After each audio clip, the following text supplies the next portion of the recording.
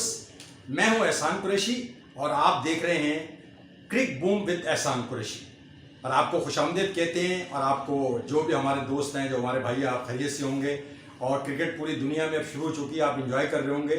लेकिन जो सबसे बड़ी जो क्रिकेट है वो सीरीज़ आने वाली है पाकिस्तान और न्यूजीलैंड के दरमियान, और उसमें बहुत सी बातें हो रही हैं। लेकिन कल जो है इंडिया ने आखिरकार 2-0 से हारने के बाद तीसरा वनडे मैच जीता।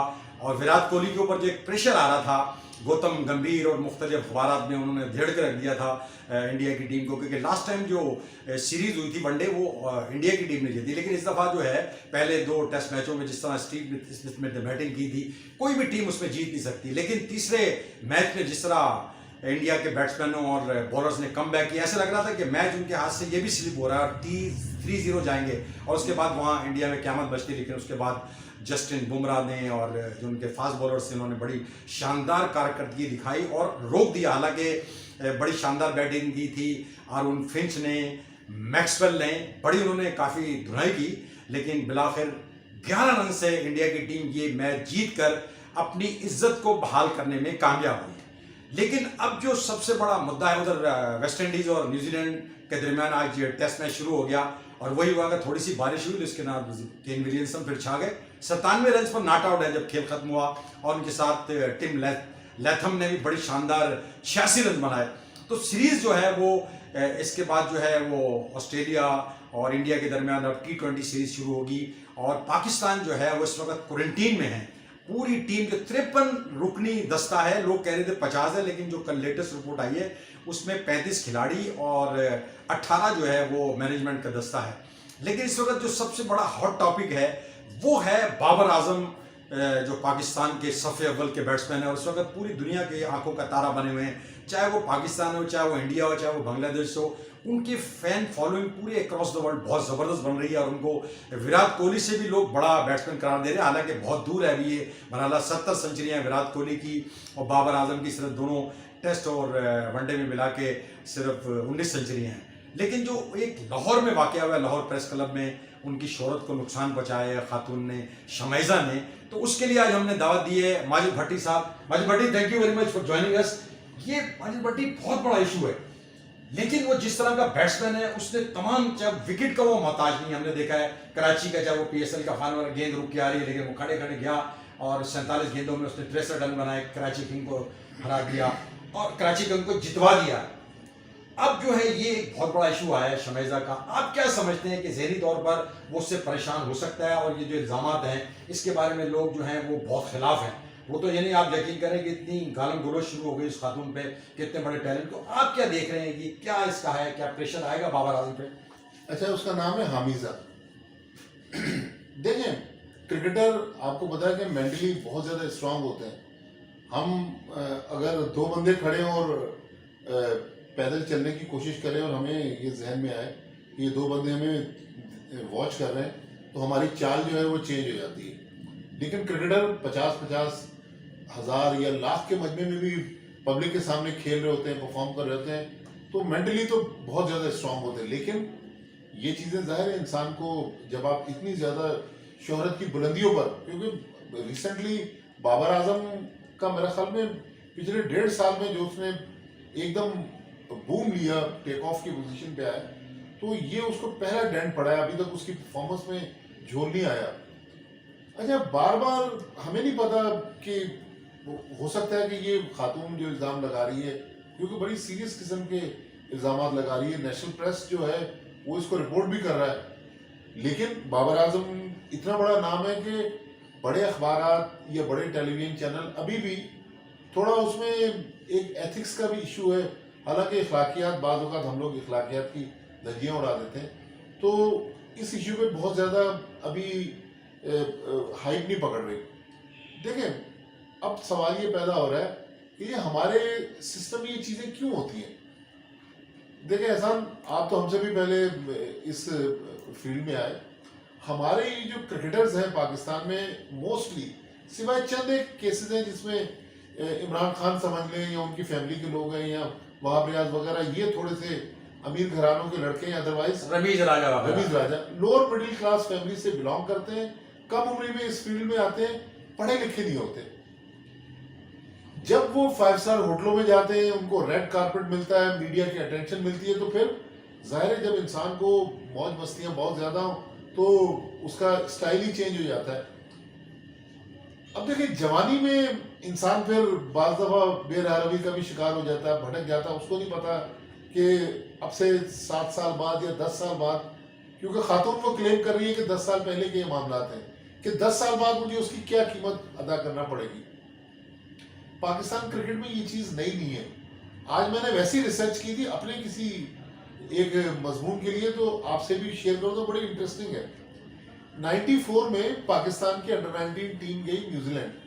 मसूद इकबाल मरहूम उस वक्त पाकिस्तान टीम के कोच थे, शायद आगा जाहिद उसके साथ थे। एक लड़का था असद अली अब्बास, जी हाँ बिल्कुल, उसमें रेप केस के चार्जेस लगे।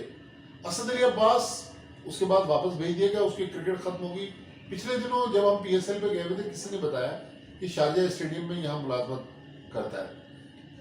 एक और केस हुआ, वो फिर थोड़ा सा उस जमाने में मीडिया ने थोड़ा सा अटेंशन, भट्टी साहब अगर आप मुझे इजाजत दें तो वेस्ट इंडीज में तो एक केस हुआ था ना, उसी में अब उसमें शाहिद आफरीदी भी थे।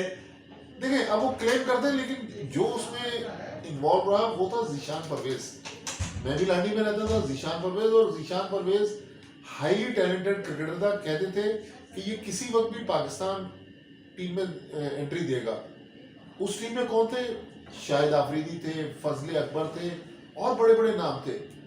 लेकिन जीशान परवेज ना सिर्फ जेल गया, किंगस्टन जमैका में वो वाक़या हुआ, और वो जो सिद्दीकी साहब हमें मिले थे जमैका में, उन सिद्दीकी साहब ने वो वाक़या भी बताया कि जेल से उनकी जमानत कराई गई, फिर दोबारा बहरहाल वो केस खत्म हो गया, जीशान परवेज की भी क्रिकेट खत्म हो गई।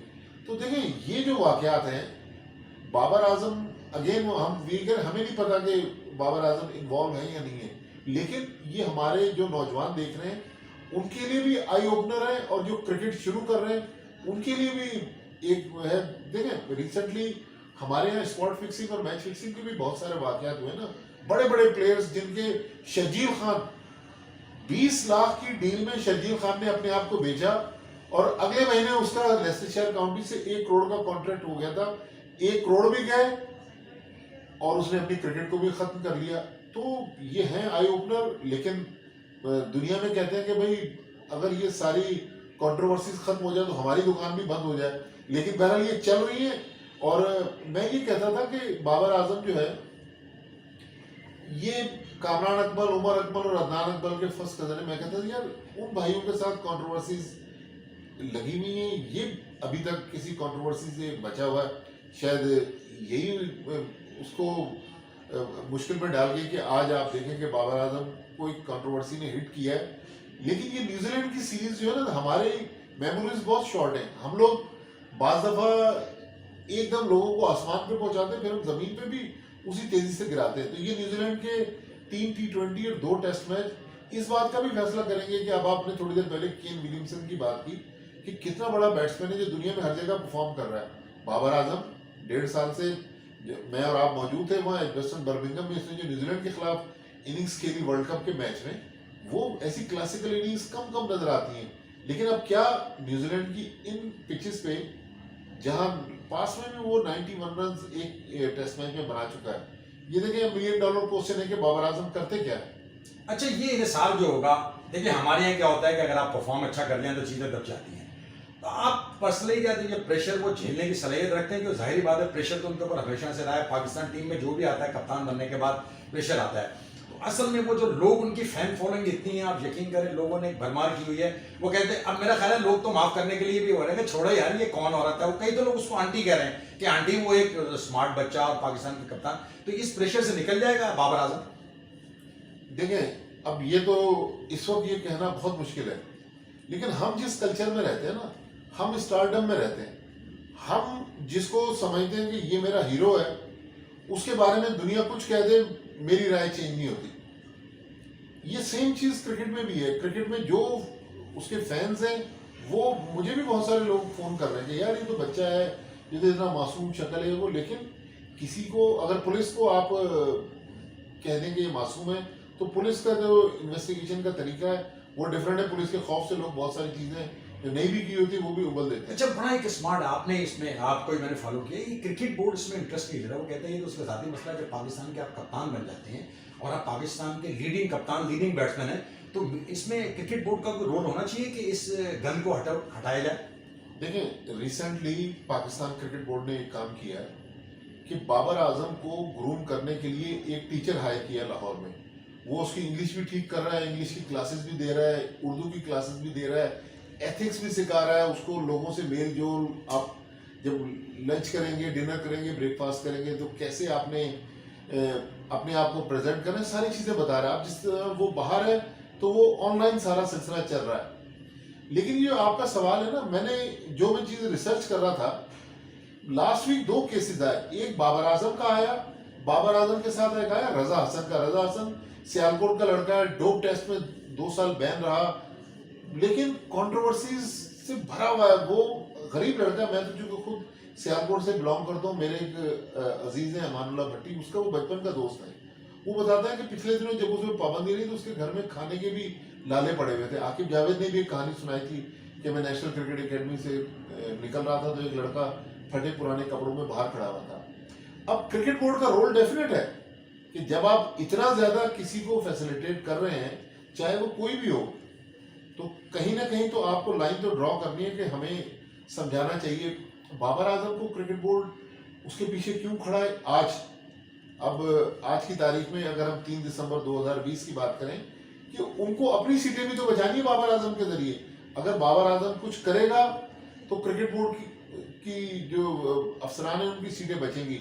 रजा हसन बेचारा, उसको बचाए या ना बचाए, उसने बायोसिक्योर बबल को वायलेट किया, वो भी एक क्राइम है, लेकिन वो पास में बहुत सारी कंट्रोवर्सीज में है। लेकिन रजा हसन के पीछे इसलिए कोई नहीं खड़ा कि वो है तो क्रिमिनल माइंडेड, बहुत सारे उससे कंट्रोवर्सीज जुड़ी हुई है। लेकिन बाबर आजम के पीछे क्रिकेट बोर्ड इसलिए खड़ा हुआ है कि बाबर आजम इन लोगों की नौकरियों को बचाएगा, इन लोगों की नौकरियों को लंबा करेगा। लेकिन असल चीज जो है वो फिर जब 18 दिसंबर को जब ये T20 सीरीज शुरू होगी, अब देखें खेल वहां से शुरू होगा कि बाबर आजम पाकिस्तान टीम को इस 3 फॉर्मेट की कप्तानी के बाद कहां लेके जाते हैं। एक मिनट आपसे लेता है कि हम बात कर रहे हैं पाकिस्तान के सुपरस्टार बाबर आजम की, जो इस वक्त मंधार में फंसे हुए हैं। उस मंधार से वो कैसे निकलेंगे? आप जैसे चाहते हैं, हम भी देखें बाबर आजम से मोहब्बत करते हैं, हम चाहते हैं कि वो पाकिस्तान के लिए सर्व करता रहे। लेकिन बहरहाल जब कहानियां होती हैं तो लोगों की बहरहाल ये आप रोक नहीं सकते, चाहे वो देखिए मीडिया का काम होता है इसको रिपोर्ट करना, सच्चाई झूठ जो है इसको इन्वेस्टिगेट दूसरे करेंगे। भट्टी साहब, अब ये जो सीरीज आ रही है, जैसे मैंने आपको कहा, 3 जिस तरह की क्रिकेट न्यूजीलैंड खेल रही है, उन्होंने वेस्ट इंडीज का आशिर किया है अभी, और 238 की है, जिस तरह नए उनके आए हैं ग्लेन, लेकिन जेन से नाम ही बात दिख रहा है, नए लड़के ग्लेन फिलिप्स आया है और उसके साथ डेवन कॉनवे आया है। जिस तरह की वो क्रिकेट खेल रहे हैं तो आप समझते हैं, हम तो 150 पौने 200 करके T20 में बड़ा समझ रहे थे, तो हमारा कोई चांस है? हालांकि लोग कह रहे हैं कि न्यूजीलैंड जिस तरह की क्रिकेट खेल रहा है हमारा चांस नहीं। आप क्या देख रहे हैं, कोई चांस है इसका पाकिस्तान का? नहीं, टेस्ट मैच में तो बिल्कुल नहीं है, क्योंकि न्यूजीलैंड पिछले 3 साल में होम ग्राउंड पर कोई टेस्ट सीरीज नहीं आ रहा। इवन इंडिया जैसी टीम को भी उन्होंने मुश्किल में डाल दिया। हालांकि इंडिया T20 सीरीज उनसे जीत गया था, लेकिन अंडरडॉग्स की हैसियत से पाकिस्तान सीरीज, दोनों सीरीज, T20 सीरीज और टेस्ट मैच दोनों शुरू करेगा।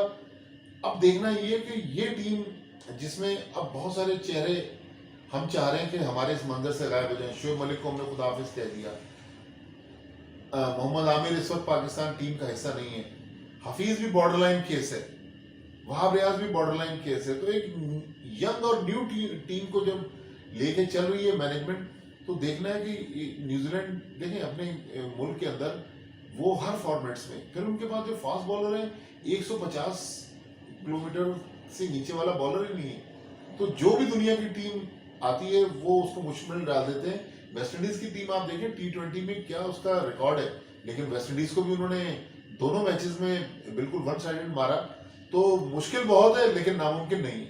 अच्छा, आपने कहा जैसे क्रिकेट बोर्ड की सीटें हिल जाएंगी, हमारी सीरीज के जो रिजल्ट का इन्हिसार जो है वो क्रिकेट बोर्ड के बहुत से अफसरों की फ्यूचर प्रमोशन पे या उस पे है।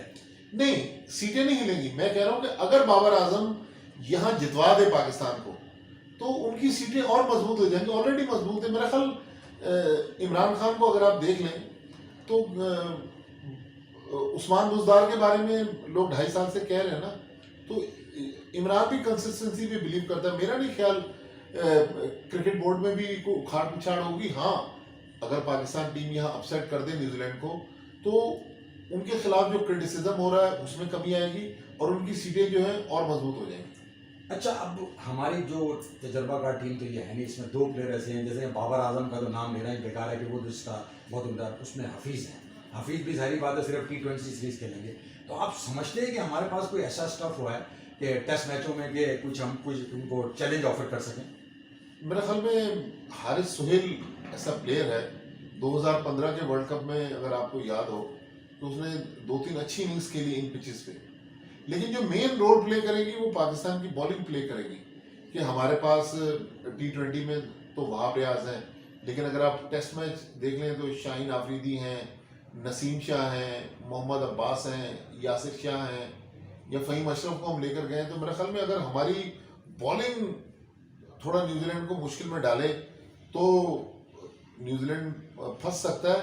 लेकिन मेरे ख्याल में अगर कोई मार्किंग हम करना चाहें तो 70% न्यूजीलैंड के चांसेस हैं, 30% पाकिस्तान के हैं। अच्छा, 3-4 प्लेयरों के आप नाम बताएं जो आप समझते हैं कि इसमें अपना रोल प्ले करके को पाकिस्तान के ग्रीन फ्लैग को फ्लाई कर सकते हैं। मेरे ख्याल में बाबर आजम, उससे तो हम दोनों फॉर्मेट्स में उम्मीद है, और बाबर आजम इस वक्त पाकिस्तान की तमाम उम्मीदों का मरकज़ है। फिर मैंने हारिस सुहेल का नाम लिया।